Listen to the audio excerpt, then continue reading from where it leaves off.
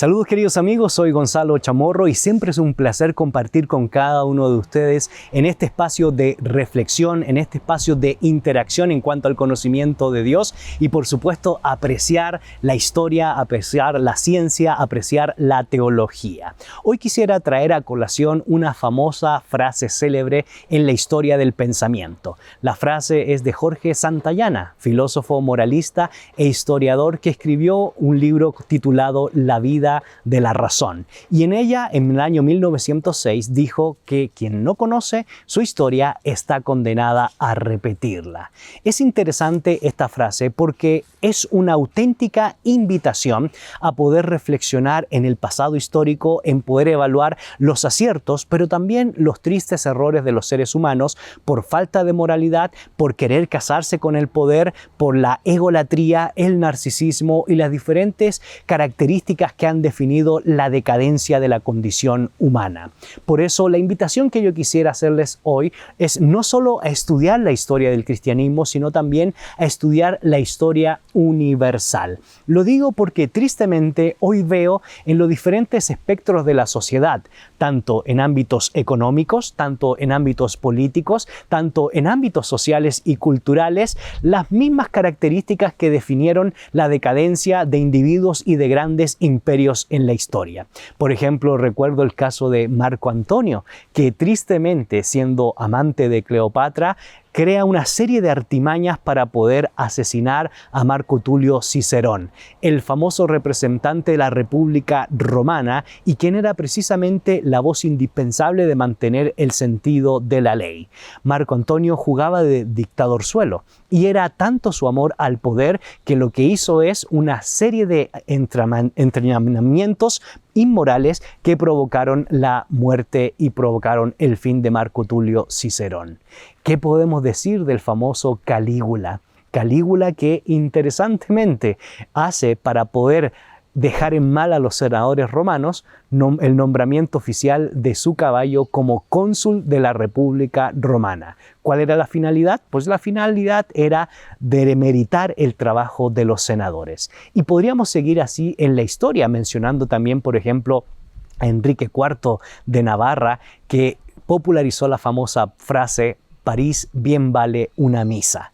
Y lo que él quería decir es simple y sencillamente que yo, aun siendo no creyente o no importándome mucho las cosas de Dios, lo que voy a hacer es aceptar un culto o una adoración al Dios creador para poder llegar a ser monarca absoluto de Francia. Lo mismo podríamos decir en el famoso viaje a Canosa para poder obtener la venia del Papa en poder ser o seguir siendo emperador del Sacro Imperio Romano germánico. Y lo que sucedía ahí es que él fue a pedir la venia del Papa ya que había sido excomulgado por causa de su inmoralidad y por causa de su deseo de afanarse por el poder. ¿Qué es lo que aconteció? Los historiadores dicen que él cruzó todos los Alpes de rodilla con traje de monje místico para poder recibir en la casa de Canosa, en la familia de Canosa, frente al famoso abad Cluny y frente al Papa que era en esa época el regente de la iglesia y así poder obtener la posibilidad de que le quitaran la pena de excomunión y llegar al poder.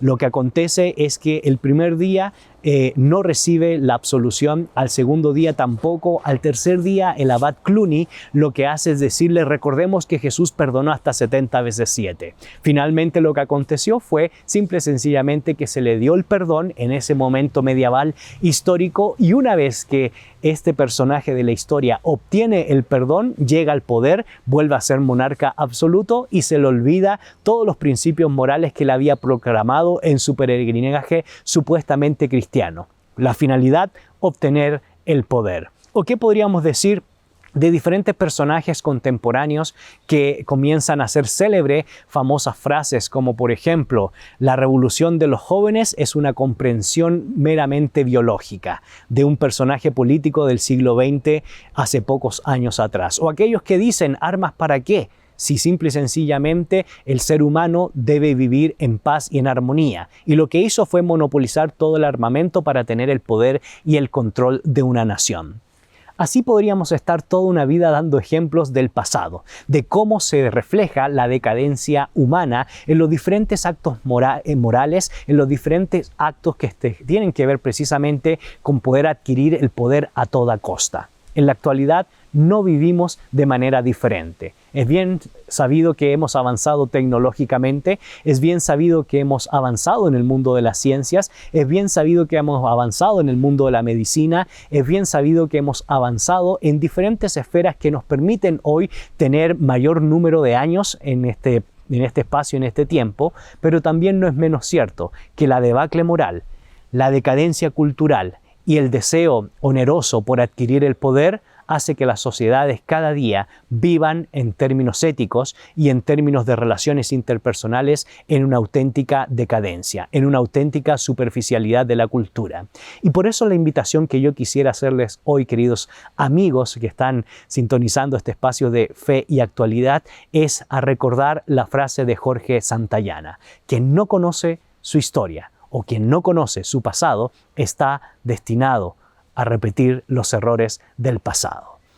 Hoy tenemos que volver a estudiar no solo la historia universal, sino por sobre todas las cosas, la historia del cristianismo, para que como iglesias no volvamos a repetir los errores de la iglesia. Somos seres humanos, limitados, por supuesto redimidos, pero limitados y pecadores, y no podemos dejar que el hecho de que no conozcamos los errores del pasado los tengamos que repetir hoy en la actualidad.